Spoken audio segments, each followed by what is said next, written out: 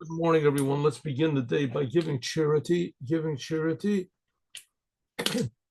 and charity saves from all bad things, and it brings all good things, even the future redemption. It will be brought by charity. And now,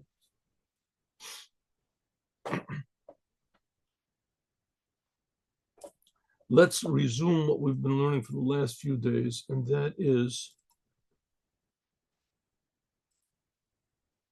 Torah or and Devar Malchut. Okay, so here we have Torah or. Very interesting. It's talking about why Yitzchak wanted to bless Esau. What's that got to do with us? This is a story that happened like 4,000 years ago. Why? What is it important to us that Yitzchak wanted to bless Esau? Terrible mistake, would have been a terrible mistake. And it ended up that he didn't. He was tricked. His wife tricked him. Esau's brother, his twin brother, also tricked him. So what's going on? So it says Esau is the manifestation of all evil in the world. What does evil mean? Evil, it does not mean someone that goes and does obviously destructive things and kills and etc. and steals. That's a result of evil. Those things are results of evil. Those are evil actions, evil deeds. But what is evil itself? Evil itself is false egotism. Egotism. God wants there to be egotism in the world. He wants us to be people, wants us to be individuals. But false means that you take God out of the picture. You take God out of the picture, or more subtly, you put God in the picture, but he's number two. You're number one. That's like what the Tanya would call evil. It's not an evil you get punished for. Even if you do Torah and the commandments and you're a totally righteous person, but you do it all for yourself. You do it all for yourself so that you're going to go to heaven. That's called evil, Ra. It's not evil in the normal sense that we use, but it's closer to the source of evil. It shows on, even when you believe in God, still you're number one. You're number one. That's what Esau represents. Esau represents the world without God, which the world gets along pretty good without God. Here you see people that are atheists. They have big houses and they have millions of dollars in the bank and etc. Just like religious people do. It's the same thing. Exactly the opposite. Usually the religious people, they're like humble. Not always, but they're humble people and they don't try to undercut someone or lie or cheat. So they're the one more the simplest. That's what the meek will inherit the earth. So the humble people. So Yaakov is more like a humble person. He's a person that he's not so enthusiastic about succeeding in this world. But his mother and his brother Esau that's all he's interested in. Just getting along, succeeding in this world and making a big name for himself in this world and having pleasure and having success and having power and having this.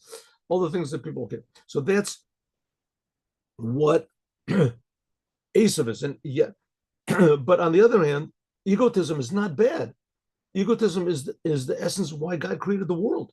He created the world so that it'll be a thing, an existence that seems to be separate from him, but in fact, it's not really separate from him. By us defying this separateness and using it to serve the Creator, that's a big novelty. That's something that, so to speak, God can't do. God doesn't have an evil impulse that he has to overcome. He has a selfish impulse. Okay, so this little bit of good, which is enlivening godliness, this potential, this, they say, purpose which Esau has to be created, namely to be transformed to godliness. This is what's called the head of Esau. This is the head of Esau. So we see that people that are evil, or that if they succeed, or they want to take God out of the picture, they want to put themselves first, so they have to take some sort of truth with them in order to succeed. Right? The ideas of communism and the ideas of fascism and Nazism, they had to take some sort of true idea with them in order to succeed in what they do. Isn't that true? And I gave the example, like the church takes all these ideas from the Torah. All the truth that's found in the Gospels was taken from the Torah. And that's the truth which is there. And that gives them tremendous success. So, so this truth can be, how do you say, Yitzchak thought that this truth which is there, the truth which is in Esav eventually becomes what's called Romy. That's the exile that we're in now. And this bastard truth, Yitzchak thought he could just increase this good, and that Esav would come to his senses, and he would realize that he has to defy his selfishness.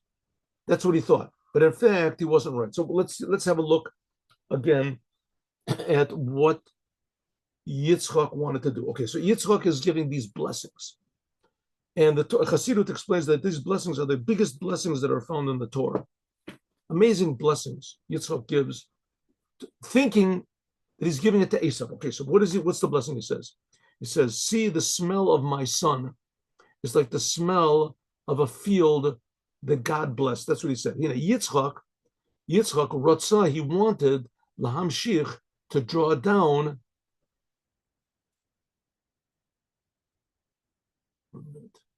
One second. There we go. Yitzchak wanted to draw down. He wanted to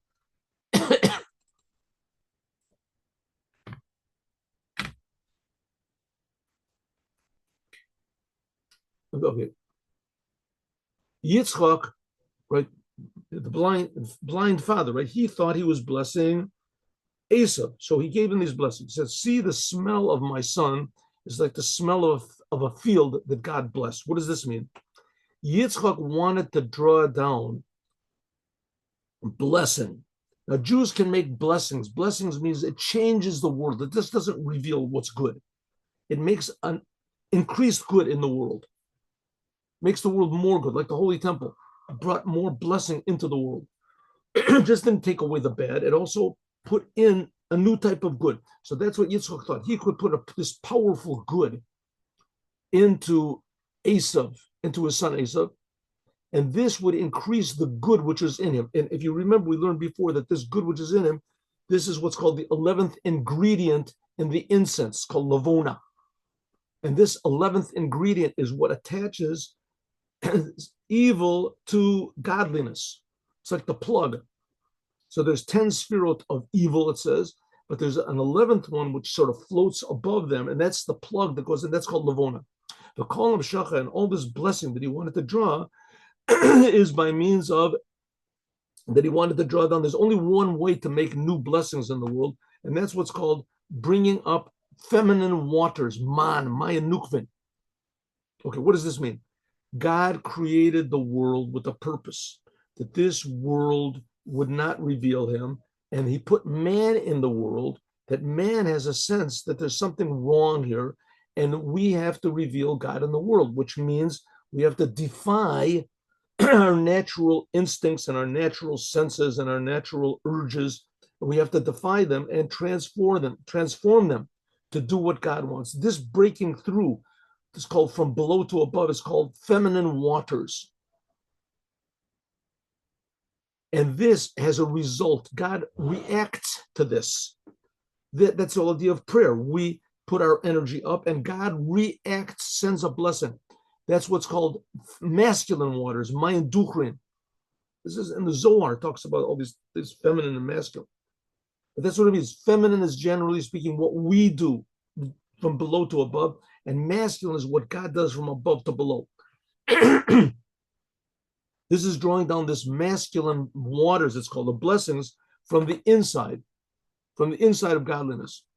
So therefore, all you have, okay, if you want to bring a blessing which we can accept, a blessing which is accepted, which means a very watered down blessing, then it's enough to serve God in a natural, watered down way.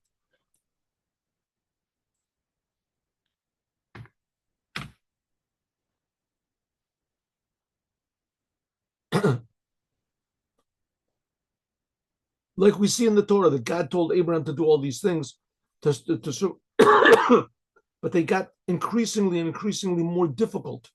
He had to circumcise himself. And finally, the ultimate is everybody naturally loves their children, and everybody naturally worries about the future.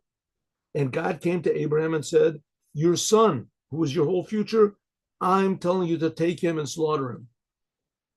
It's totally against human nature, against Jewish nature, against all type of nature, but still nature.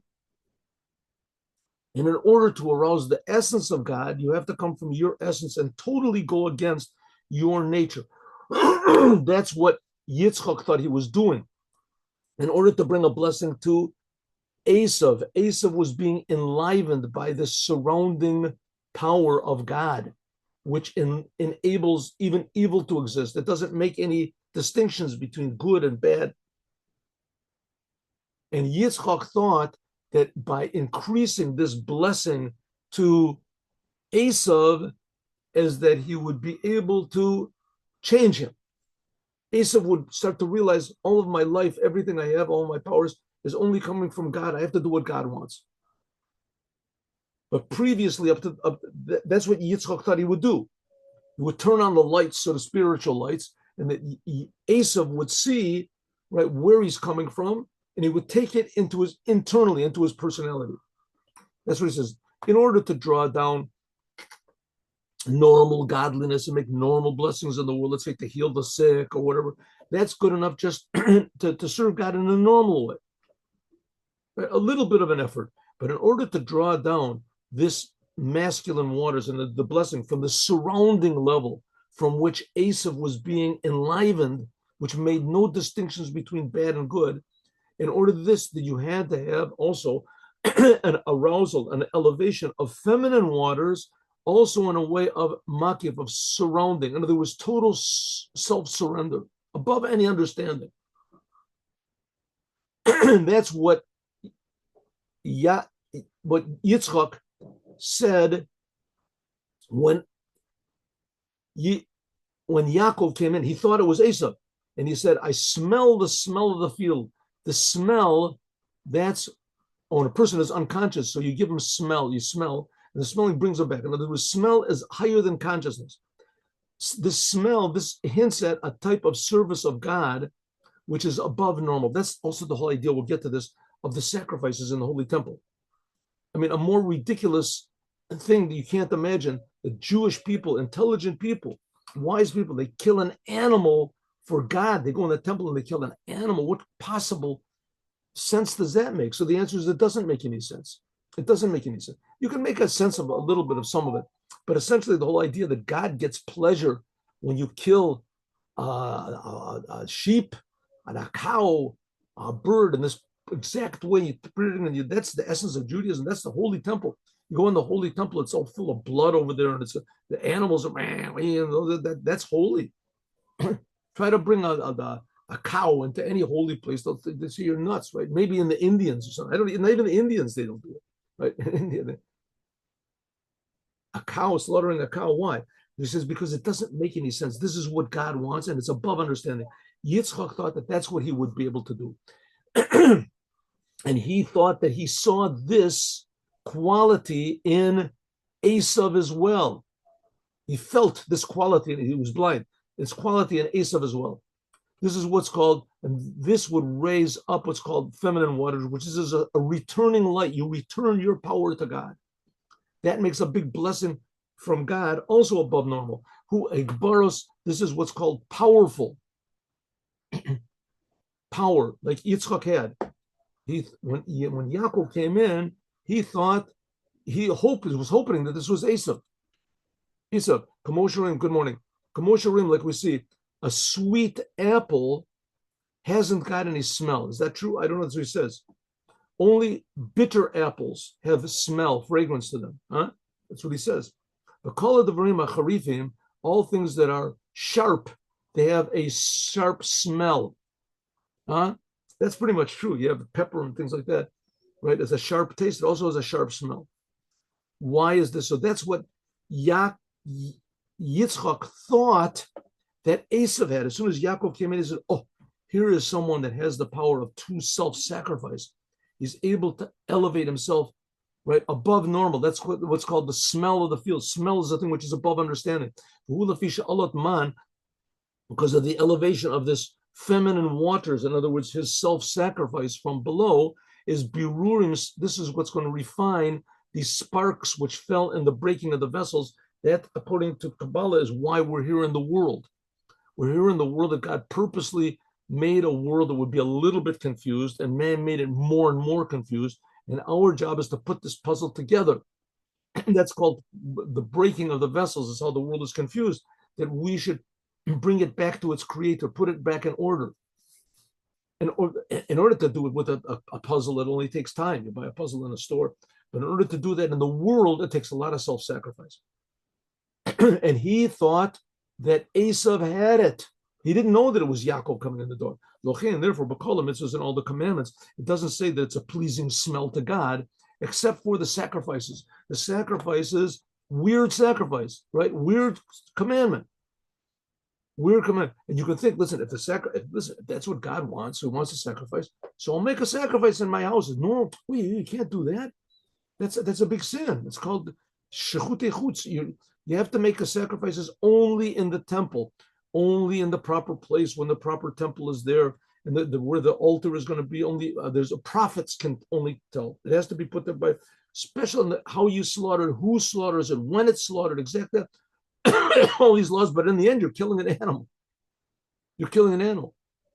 And all the commandments, it doesn't say that God gets a pleasure, even though God does get a pleasure from it. But the only one that says it clear that God gets pleasure from our commandments is the sacrifices. Reach nichoach, it says.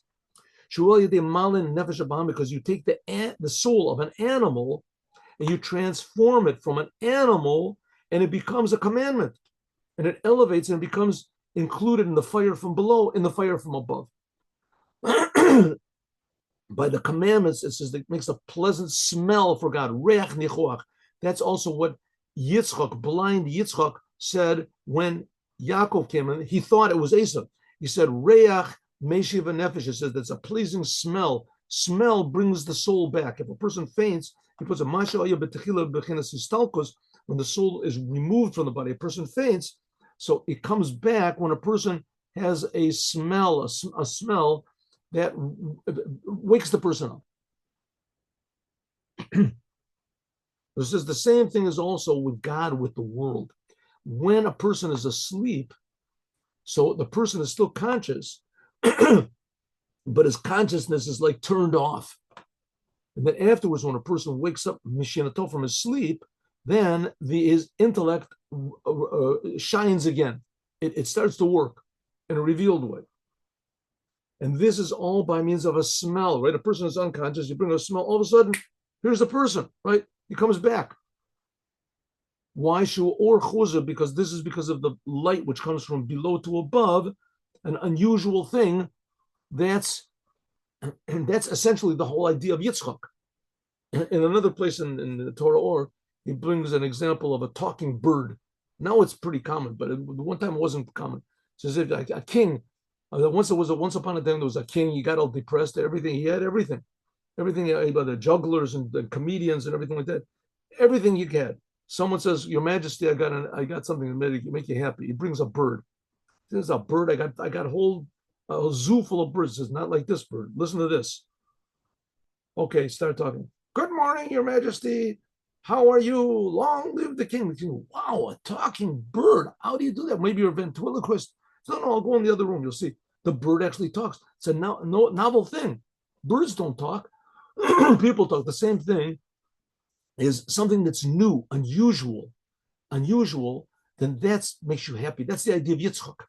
Yitzchak, he went into the desert, a place where it was dead, and he dug in the ground. Everybody thought he was nuts. What are you digging in the ground? You're digging a fertile place. You plow. What are you digging in the desert for? And all of a sudden spurts up water. Water changes everything. Oh, this is a bigger joy than turning on the faucet and getting water. Water comes, right? Water comes from a faucet. Water doesn't come from the desert. That's what Yitzchak. Yitzchak wanted to change the world, and he wanted to give this over to his son. He realized he was dying. And as soon as Yaakov came in, he thought it was Esav. He said, "Oh, here's a person that can make a pleasing smell in front of God. So when Yaakov came in, he said, the smell of my son is like the smell of a fragrant field. That's the idea of nachat ruach lefanai. This is the idea of the sacrifices. God says, I get pleasure when I say something and my will is done. In Esav, he didn't really, Esav didn't have this revelation in an inner way. It wasn't part of his personality, godliness. Ki panimi, the inside of him, was nivla, was totally bad. Rakshu or makif levona, it was just surrounding him from above. God was enlivening him. He was aware of God. But on the other hand, he said, listen, God must agree with me because I'm raping and killing and murdering and stealing and destroying. That's what Asa did. And he said, I'm succeeding. I'm succeeding. So he thought that God agreed with him. In other words, there's no laws. What's the idea of Judaism? That God is totally above the world. He's above the spiritual. He creates everything, but he cares about the details of the world. This tremendously high essence level of God, which is before all the spiritual levels, which is totally incomprehensible. We can't comprehend it. We can't reach it. It's above the good and bad is equal. That aspect of God comes into the world through the Torah. And Abraham and Isaac and Jacob, they were the forerunners of the Torah to bring the essence of God into these laws and limits. And Esav said, I believe in the essence of God, but I don't believe in the limits. You want to see? And he goes out and he kills somebody, he steals a woman from under the wedding canopy. It says, see, I got it on. My side is the winning side. Everybody said, he's right. I'm with him. Right? I'm with him. Everybody's pleased to do. You do what they want. That's the whole woke movement today. You do what you want. Whatever you feel is okay. Does God exist? If he does exist, he doesn't care about me. Or he's just like me. You make God in your image, right? Create God in your image. He says that's what Judaism comes to change. And Yitzchak thought that he knew his son was not proper. But Yitzchak thought, I can give him a big blessing and that's going to change it. And as soon as Yaakov came in, he said, oh, I see my son is already beginning to change. See, isn't this wonderful? That's what it means. Vayarach et reach begadav. That's what it means. He smelled the smell of his garments. This is the surrounding garments are surround the person, right? It's not inside of the person. This is reach. He has a smell that he thought that Esav would have the ability also to bring this feminine waters, the life force in the world, to elevate it to its source, to connect life to God. He thought he could do it. And therefore, he said it's like the smell of a field that God blessed. The field, this is the level of Malchut of Atzilut. And he had these, let's just one second. Let's go down a little bit here. 1 minute. Okay. He calls all this is understanding the sentence the way that Yitzchak thought, that he thought that Esav was standing in front of him. And therefore, he was very happy. And he thought, Esav is beginning to change. I can give him a blessing and he'll take it to heart. He'll start to change his ways even more. I'll help him out. But the fact of the matter is that Yitzchak was wrong. And standing in front of him was Yaakov. So now we have to understand this whole sentence according to the truth, what Yaakov really was. It says in the Midrash, it says, Vayarach et reach begadav, says that Yitzchak smelled the garment, the smell, the fragrance of his garments. What are his garments? It says begadav, bogadav. Those who rebelled against God.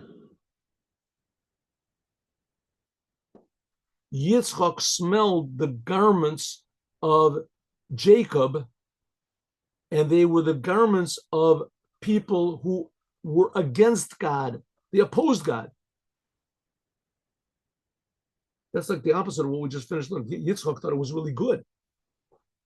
Yitzchak thought that Esav was already starting to change. He says, no, he smelled the garments he smelled the smell of his garments, bogdav, the rebellers. What's the thing of the rebellers? Called Bali Tshuva.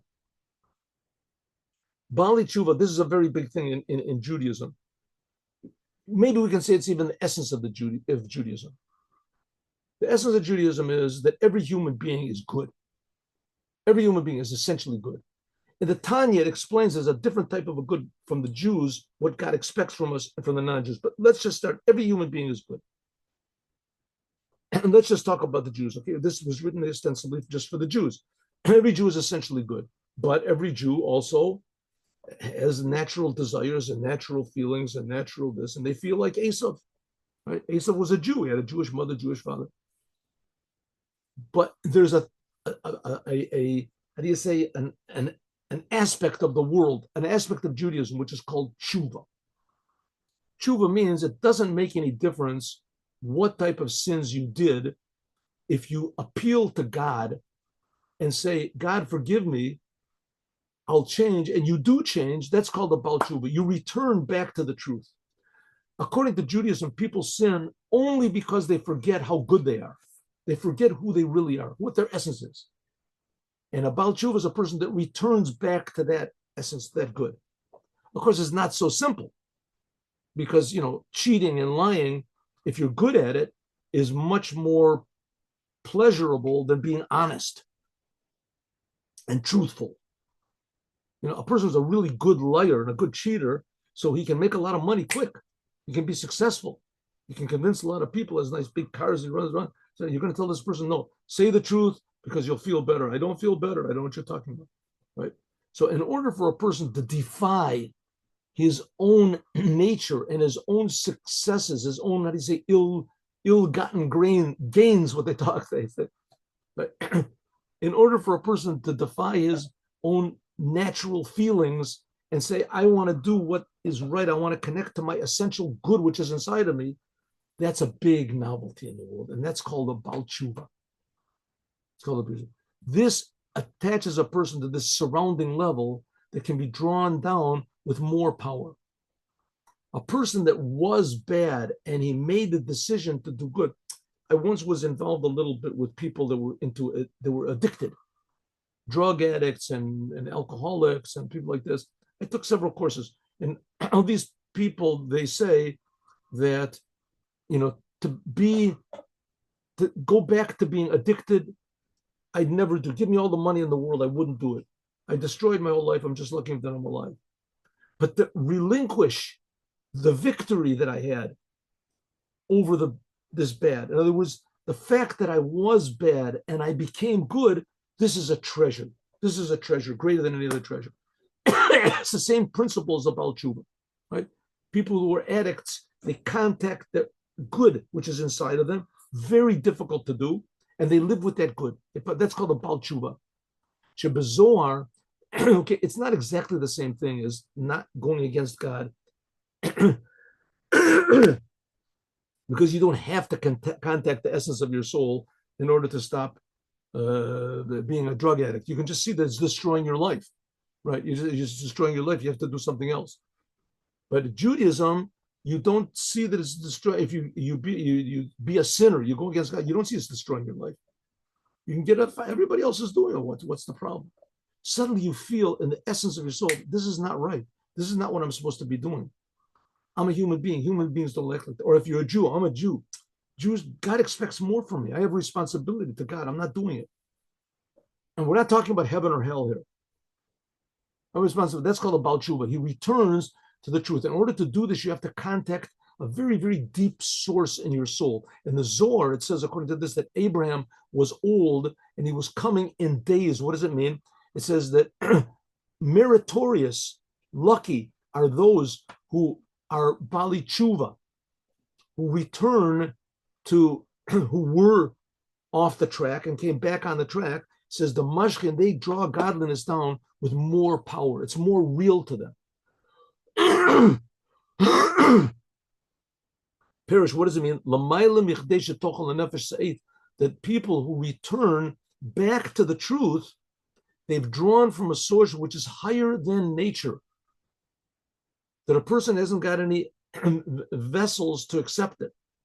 And there's some very exaggerated example, like for instance, Rabbi Eliezer ben Durdaya.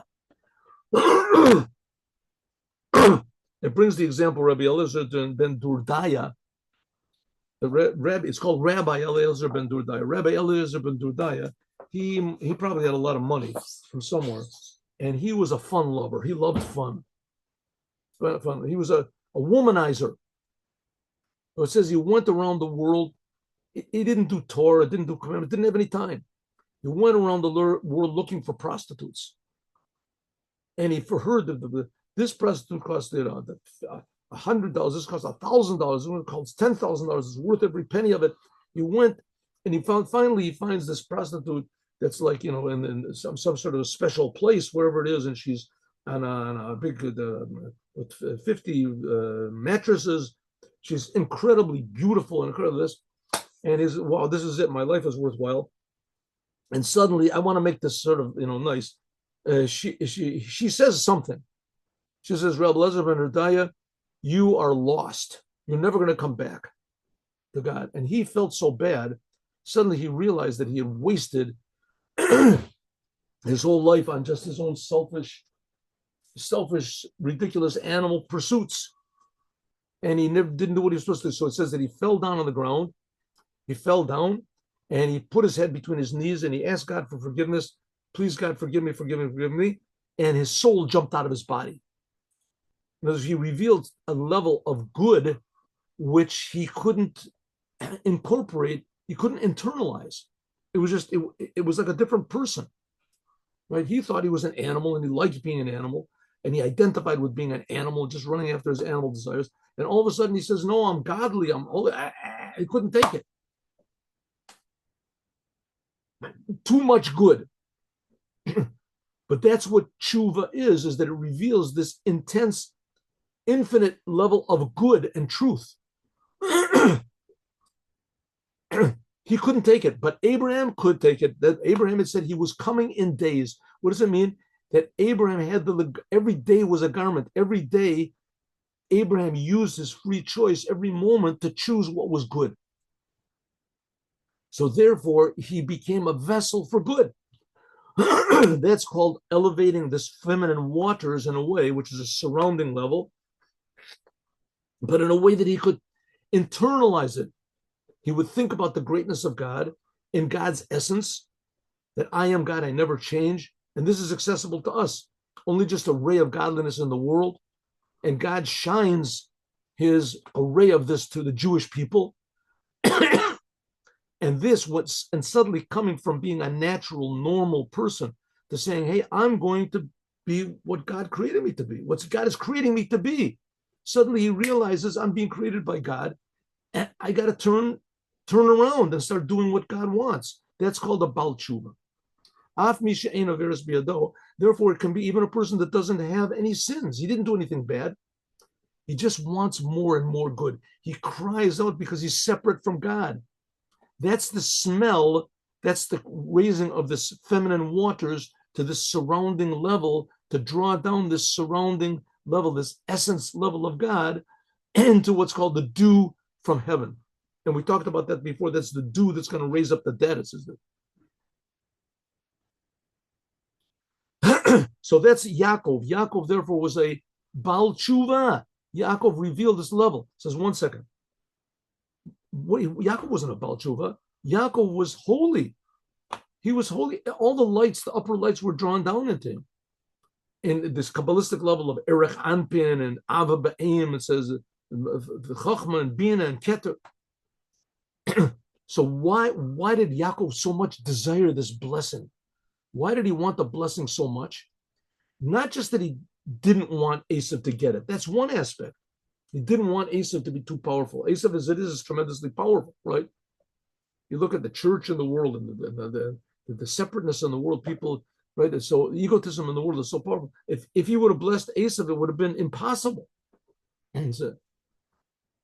Or there's the other way it says in the Chassidut that if you would have given a blessing to Esav, there wouldn't be any bad in the world at all. And God doesn't want that. He wants a world where there should be free choice, where we can choose, where we can transform Esav. That's the idea of Baal Tshuva, is to transform bad to good, to transform selfishness to godliness, to transform egotism to Judaism. So it says, Yaakov, therefore, he desired these blessings also, not just to prevent Esav from getting them, but he wanted the blessings, even though he was already holy. Yaakov was already holy, he was already perfect, it says. Mitato shlema, it says. Why did he want the blessings? To have an additional. Blessings were an additional revelation from above the whole order of creation, and is not compared to the anything in the world at all.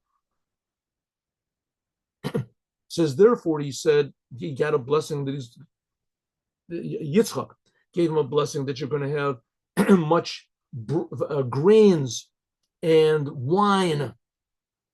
That's a blessing to get bread. If you're holy, you don't have to eat it all, right? He says, no. He gave him a blessing of grains and wine. What did he mean, grains and wine? These are the laws and the secrets which are in the physical laws of the Torah. All the Torah, even the stories which are in the Torah, right? We're learning about that now. In the whole book of Genesis, there's no laws. It's just stories. These things are also holy. That's the bread and the wine of the Torah. Also, the prophets, the judges, all the stories about Samson, the Pilegish Begiva, all these weird stories that are in the what's it called, the Tanakh, the Torah and the prophets and the writings, all the story of the kings, the Sipuri Mises. You ever read the book of Kings? Really bizarre. Really a strange book. It's the same thing, the book of Judges. The Jewish people are sinning and then they get better. And then they sin and then they get better. Then they sin and they get better. Over and over and over and over again. Also the stories in the Talmud with Rabba Bar Chana. Weird stories about these traveling on the sea and they see a fish that's like 5 miles long. And these are all hints at very deep secrets of the Torah. That's what he blessed him with, bread and wine. Wine is the outside of the Torah. Bread is the outside of the Torah, the stories, and wine is the inside of the Torah. That's the blessing that Yitzchak gave to Yaakov. He thought he was blessing Esav, but Yaakov also wanted these blessings. Why? In order that there should be even more enthusiasm and more awareness in the Jewish people. The Jewish people are the sons of Jacob. Jacob is Israel. His name got changed to Israel. Also, when the Jewish people, not just learning the Torah, when they do the commandments, that by means of sitting in a sukkah, doing a lulav, wearing tzitzit, tefillin, by doing these physical things, it will draw down the essence of God, which is above the whole creation. In other words, the commandments will be super powered. The commandments will draw from even a higher level of godliness than normal. So let's go to the next page.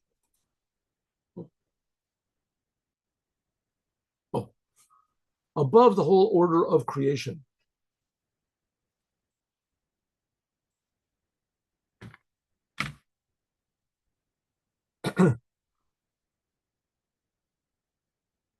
Into the physical world, which is very, very tzimtzum ma'od, which is very, very small amount of godliness in this world.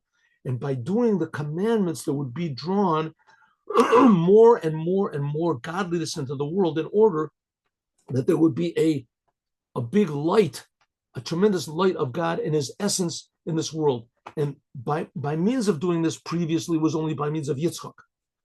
Yitzchak was the idea of power. Like we said, Botzina de Kardanuta. I don't know if we talked about that before. It says the flame of darkness. That this is the Kava Mida. This is how God measured his creative power in order to create the world. Moded liot chacham, that God could come into the world, so to speak, and be wise with no known wisdom. From there, it's drawn down an extra godliness into the world. So that was the blessing that Yitzchak had. Yitzchak had the power of blessing. He could bless, like digging wells. He could bring blessings which would change the whole entire world. And he wanted to give these blessings to Esav, thinking that he would change him. And when Esav came into the world, he thought, oh, see, I didn't make a mistake. Esav is a good vessel for this. He didn't know it wasn't Esav, it was Yaakov. Now the question is the other way. Why did Yaakov want these blessings? Right? Well, he already was holy. He was already perfect. It says because he wanted to be even more holy. to bring this perfection and this holiness into the world.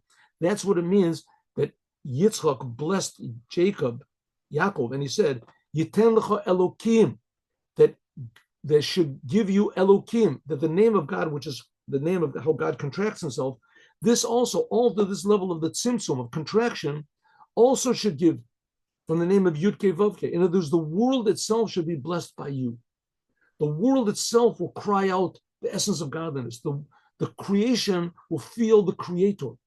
That's what it means that God is one. There's nothing outside of God. Everything has been created by God, but everything is important to God. That's even more.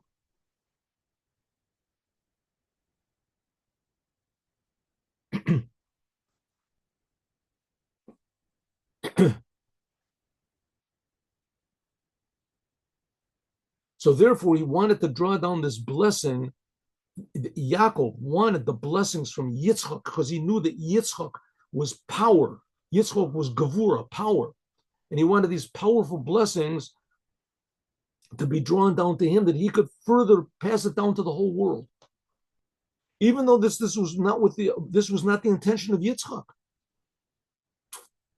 But afterwards, when Yitzchak realized that he had made a mistake, that he had been fooled, right? What happened?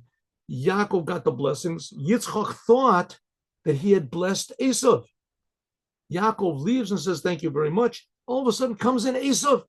And Esav says, I'm sorry, I delayed. I had a big problem. I had getting the food. And who are you? Said, I'm Esav. Said, oh, I just gave a blessing. Your brother came in with trickery and he took the blessings. Says, he had to get the blessings with trickery. That's the way Judaism works. Says, these blessings, it's impossible to do it in a normal way. Like we said before, la b'zechuta tal yamilta. Like it says that blessings don't depend on your merits, but it depends on God's decision to give you. It's above understanding. It's what they want to call it, luck. In Judaism, this idea of luck means from a higher level of God, which is above all laws of even spiritual nature. Which is not the case. Mazel, that's this level of mazel. This is above any sort of limit.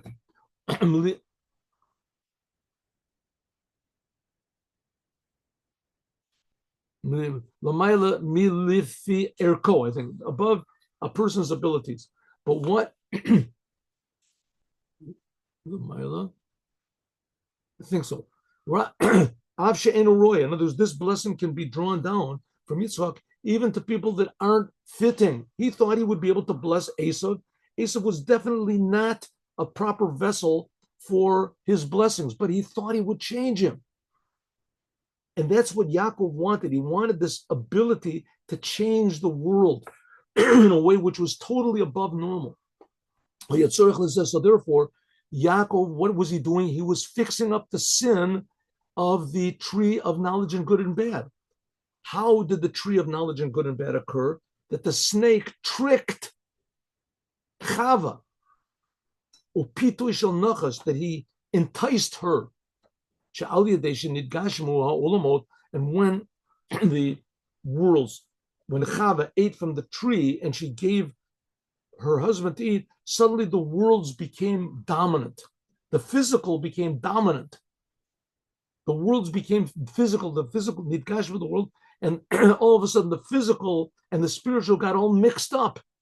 It wasn't clear what is good and bad. That's why the tree was called the tree of good and evil. Good and evil will mix together. And God said, leave it that way. Leave it alone. Don't eat it. Don't take it into an internal way. And she did. As soon as she did, then good and evil had equal power over man. In order to fix this up, so Yaakov had to do exactly the opposite from that. Hamshich ruchnius, in order to draw down these lights, holy sheyeh nimshach gam legashmius, that it should be physical, that he should overpower the physical with spiritual, the opposite of what the snake did,